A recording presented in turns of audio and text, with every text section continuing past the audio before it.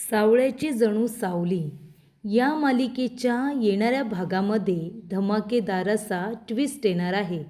तर प्रेक्षकांनो, इथे आता सारंगला खंड्याचा फोन सापडलेला असतो. तेव्हा खंड्याचा फोन चालू झाल्यानंतर सारंगसमोर राजकुमार आणि मोनिका या दोघांचं कारस्थान हे समोर आलेलं असतं. तर प्रेक्षकांनो, इथे आता खंड्याच्या मोबाईलमध्ये राजकुमार आणि मोनिका या दोघांचेही नंबर सापडल्यानंतर या दोघांचा ओवीबरोबर आणि खंड्याबरोबर नक्कीच काहीतरी मोठं कनेक्शन आहे हे आता सारंगला समजलेलं असतं. त्यामुळे सारंगने राजकुमार आणि मोनिका या दोघांचं कारस्थान शोधून काढण्याचा प्रयत्न हा सुरू केलेला असतो. तर प्रेक्षकांनो, येणाऱ्या भागामध्ये कशा पद्धतीने या गोष्टी पुढे घडत जातात आपण सविस्तरपणे बघूया. तर खंड्या हा काम करत असतो राजकुमारसाठी आणि खंड्या एखादं काम हाती घेतो तो व्यवस्थितरित्या पूर्ण करत असतो हे मोनिकाला माहिती असतं. तेव्हा मोनिकाने त्याला एक जबाबदारीचं काम दिलेलं असतं. ओवी ही सारंगची मुलगी आहे असा संशय मोनिकाला आलेला असतो. जर ती खरोखरच सारंगची मुलगी असेल, जिला खंड्याने मारण्याचा प्रयत्न केला होता, तीच जर ही मुलगी असेल ना, तर ही मुलगी या घराची वारस होऊ शकते आणि माझी मुलगी वारस होऊ शकणार नाही. त्यामुळे ह्या मुलीला संपवलेलं चांगलं आहे. इथे आता ट्रिपला गेल्यानंतर 4 दिवसांसाठी ओवी ही घरातून बाहेर असते. तेव्हा खंड्याला तिने सुपारी दिलेली असते की ओवीला मारून टाक, तिला बाहेरच्या बाहेर मारून टाक, तिला दरीमध्ये पाडून टाक, काहीही कर, पण तिचा जीव घे, असं आता सांगण्यात आलेलं असतं. आणि तेव्हा खंड्या तिथे ओवीला मारण्यासाठी सुद्धा गेलेला असतो. पण इथे आता नियतीने त्याच वेळेला इथे आता खूपच हुशारीने अबीर आणि ओवीने सारंगला तिथे बोलावून घेतलेलं असतं. सारंग, बबलू, सावली, व्यंकटेश सगळेजण मुलांची व्यवस्थित काळजी घेत असतात, मुलांवरती लक्ष ठेवत असतात. आणि जेव्हा इथे खंड्या ओवीला मारण्यासाठी गेलेला असतो तेव्हा बबलू खंड्याला बघतो आणि त्याला पकडतो आणि त्याला विचारत असतो, तू कोण आहेस आणि इथे काय करतोयस? तेव्हा सारंग तिथे येतो, खंड्याला बघतो, त्याला पकडण्याचा प्रयत्न करत असतो. पण खंड्या तिथून पळून जातो. जाता जाता त्याचा मोबाईल तिथे पडलेला असतो आणि तो मोबाईल सारंगच्या हाती लागलेला असतो. सारंग जेव्हा घरी येतो तेव्हा सारंग मोबाईल चार्जिंगला लावतो. तो मोबाईल चार्ज करत असतो जेणेकरून तो ओपन व्हावा आणि मग त्याच्यामध्ये नक्की काय काय आहे, हा खंड्या कोण आहे, कुणाबरोबर त्याचे कॉन्टॅक्ट्स होत असतात, हे सगळं आता सारंग बघणार असतो. आणि त्याने तो मोबाईल चार्जिंगला लावल्यानंतर तो आपली कामं वगैरे करत असतो. तेव्हा ओवीला शाळेमध्ये सोडायला गेल्यानंतर अबीर आणि ओवी दोघेजण एकाच स्कूलमध्ये असतात. तेव्हा त्यांनी प्लॅन केलेलं असतं की आपण आपल्या आईवडिलांना सातत्याने एकमेकांच्या समोर आणायचं. काहीही झालं तरीसुद्धा एकमेकांच्या समोर आणायचं, त्यांच्यामध्ये मैत्री करायची. तेव्हा दोघेही आता तयार असतात. अबीरने सांगितलेलं असतं की तू एक काम कर, उद्या तुझ्या बाबांना घेऊन माझ्या घरी ये, आपण त्यांना जेवायला थांबू, आईच्या हातचं जेवण त्यांना जेवू दे. तेव्हा ओवी म्हणते की ठीक आहे. तेव्हा ठरल्याप्रमाणे ओवी आणि अबीर दोघेजणं प्लॅन करतात, सारंगला घेऊन सावलीच्या घरी येतात आणि तिने आता आग्रहाने जेवायलासुद्धा थांबवलेलं असतं. सावलीला याबद्दल काही कल्पना नसते, पण ही गोष्ट तिलोत्तमाला शुभ्राकडून कळलेली असते. तेव्हा तिलोत्तमा खूपच सावलीवरती रागवते. पण आता काही गोष्टींमुळे जगन्नाथ आता कोर्टातून फोन करतो आणि तो विचारतो की सावली, सारंग घरी जेवायला आलाय, तू बोलावलंस का? ती म्हणते नाही, ही अबीरची करामत आहे, मला तर माहितीसुद्धा नव्हतं की ते दोघेजणं जेवायला येत आहेत ते, मला त्याबद्दल काहीसुद्धा कल्पना नव्हती. आणि तेव्हा ही गोष्ट आता तिलोत्तमा ऐकते. तेव्हा जगन्नाथ म्हणतो, बघितलंस ना तिलोत्तमा, सावलीला त्याबद्दल काहीच माहिती नाही आहे, शब्द तिने नाही तू मोडला आहेस, कळलं ना, तू जे काही वागलेस ते अत्यंत चुकीचं आहे. त्यानंतर राजकुमारला एक गोष्ट समजलेली असते.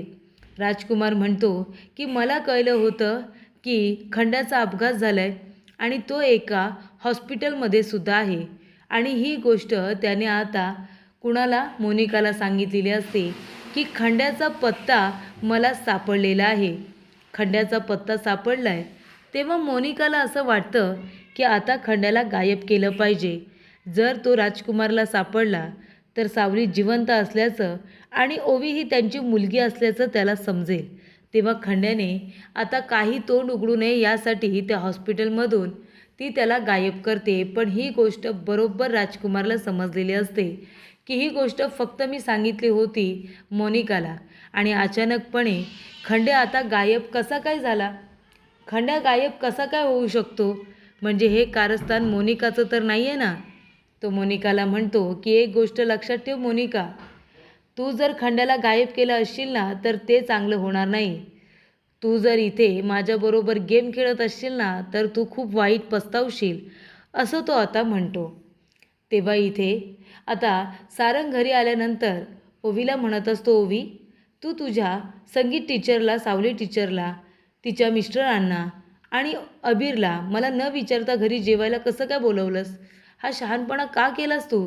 ती म्हणते, बाबा आपल्याला त्यांनी इतकं छान जेवण दिलं, मग आपण त्यांना बोलवायला नको? आणि तू एक काम कर, सुशीला काकूंना पण बोलवून घे, कारण तू मला नाटक करायला सांगितलेस ना, सुशीला काकू तुझी आई आहे असं दाखवायचं म्हणून. मग त्यांना पण बोलून घे, नाहीतर आपल्या सावली टीचरला उगाच संशय यायला नको ना, म्हणून म्हटलं. तेव्हा तो म्हणतो, बरं बरं ठीक आहे, माहिती आहे मला. तेव्हा तिलोत्तमा येते आणि ओवीला अमृताच्या रूममध्ये जायला सांगते आणि ती सारंगला खूपच रागवते. ती म्हणते, काय गरज होती त्या मुलीकडे तुला जेवायला जायची? सांग ना, काय गरज होती? तेव्हा अबीरने आणि ओवीने हट्ट केला म्हणून गेलो होतो. पण आई, तुला माहिती होतं ना सावली परत आली, मग ही गोष्ट तू मला का नाही सांगितलीस? ती म्हणते, कारण माझ्या मुलावरती त्या मुलीची काळी सावली मला पडू द्यायची नव्हती म्हणून. पण तुला माहिती होतं तर तू मला का नाही सांगितलंस? आणि तिथे जाणं का नाही टाळलंस? काय गरज होती तुला तिथे जायची? तो म्हणतो, मी मुद्दामून जात नाही तिथे. एकदा दोनदाच फक्त भेटलोय मी, सारखं सारखं जाणं नाही होत. आणि तसंही तिचं आता लग्न झालं आहे व्यंकटेशजींबरोबर. ती म्हणते, घ्या, तिने लग्नसुद्धा केलं, तिला एक मुलगा पण आहे. अरे मग तू का थांबलेस? तू पण लग्न करून मोकळा हो ना रे, संसाराला लाग, ऐक ह्या आईचा ऐक, असं आता तिलोत्तमा म्हणत असते. पण सारंगला काही लग्न करायचं नसतं, कारण अजूनपर्यंत सारंग सावलीला काही विसरलेला नाही आहे, तशीच सावलीही सारंगला विसरलेली नाही आहे. पण दोघांमध्ये सुद्धा इगो एवढा आड आलेला आहे की दोघांचं लग्न झालेलं नसतानाही कसं आमचं लग्न झालं आणि आम्ही आमच्या संसारामध्ये सुखी आहोत हे दोघंजण एकमेकांना दाखवत असतात. आणि त्यानंतर इथे तिलोत्तमाने तर आता सांगितलेलं असतं की त्या मुलीची काळी सावली पुन्हा तुझ्यावरती पडता कामा नये आणि पुन्हा त्या मुलीला भेटायला तू कधीच जायचं नाही, असं सुद्धा तिने स्पष्ट केलेलं असतं. तेव्हा सारंगला त्या गोष्टीचं फारच वाईट वाटलेलं असतं. त्यानंतर ओवी आणि सारंग दोघेजण रूममध्ये असतात. ओवी म्हणते, बाबा हा मोबाईल कुणाचा आहे? तुझा तर नाही आहे. तो म्हणतो, बाळा थांब, तो मोबाईल कामाचा आहे, तो आपल्याला भेटला होता ना, हा तोच मोबाईल आहे. कुणाचा आहे तो बघूया, नाहीतर मी जाऊन पोलीस स्टेशनला तो जमा करेन. तेव्हा मोबाईलला आता व्यवस्थितरित्या चार्जिंग झालेली असते. तेव्हा सारंग तो मोबाईल आता ऑन करतो. मोबाईल इथे स्विच ऑफ झालेला असतो. तो ऑन केल्यानंतर खूप मोठं रहस्य सारंगच्या समोर आलेलं असतं. खंड्याचा नेमका संबंध काय हे त्याला कळलेलं असतं. कारण खंड्याचा मोबाईल उघडल्या उघडल्या कॉल लिस्टमध्ये त्याला आता सातत्याने मोनिकाच्या नंबरवरून फोन आलेले असतात. आणि दुसरा नंबर म्हणजे राजकुमार. या 2 नंबरवरून खंड्याला खूपच जास्त फोन येत असतात आणि जातसुद्धा असतात. तेव्हा खंड्याचा, मोनिका वहिनीचा आणि राजकुमार दादाचा नेमका संबंध काय, या गोष्टीचा शोध इथे सारंगला घ्यायचा असतो. आणि जेव्हा इथे व्हॉट्सॲपला आता जाऊन चेक केल्यानंतर खूप मोठ्या सत्याचा खुलासा होतो आणि ते सत्य म्हणजे ओवीचा फोटो हा आता पाठवण्यात आलेला असतो. मोनिकाने व्हॉट्सॲपला ओवीचा फोटो पाठवलेला असतो आणि तिला मारून टाक असं सुद्धा सांगण्यात आलेलं असतं. तेव्हा इथे सारंगला या गोष्टी काही कळत नसतात. सारंग म्हणत असतो की मोनिका वहिनीने सरळ सरळ इथे ओवीला मारायला का सांगितले? नक्की संबंध काय असेल? खंड्याबरोबर झालेलं तिचं चॅटिंगवरचं बोलणं हे खूप थोडंसं असतं. कारण तिला जे काही बोलायचं असतं ती सगळं काही फोनवरूनच बोलत असते. फक्त ओवीचा फोटो आणि तिला आता मारून टाकायची सुपारी ही तेवढी मोनिकाने खंड्याला दिलेली असते. तेव्हा खंड्या माझ्या ओवीला मारण्याचा प्रयत्न का करत होता? लहानपणीसुद्धा त्याने ओवीला मारण्याचाच प्रयत्न केला होता. तेव्हा कसंबसं मी ओवीला त्याच्या तावडीतून वाचवलं होतं. पण आता या वेळेला मात्र मोनिका वहिनी माझ्या मुलीच्या जीवावरती उठले. खंड्याचा मोबाईल हा आता खूप मोठं षडयंत्र हे सारंगच्या लक्षात आणून देतो. राजकुमारचा त्याच्याशी काय संबंध आहे? राजकुमार आणि खंड्या हे दोघेजण एकमेकांना भेटलेले आहेत का? मग या दोघांनी नेमकं काय काय केलं आहे? त्याचबरोबर मोनिका वहिनीसुद्धा खंड्याबरोबर कशा पद्धतीने आता कॉन्टॅक्टमध्ये आहे, हे सगळं रहस्य सारंगला शोधून काढायचं असतं.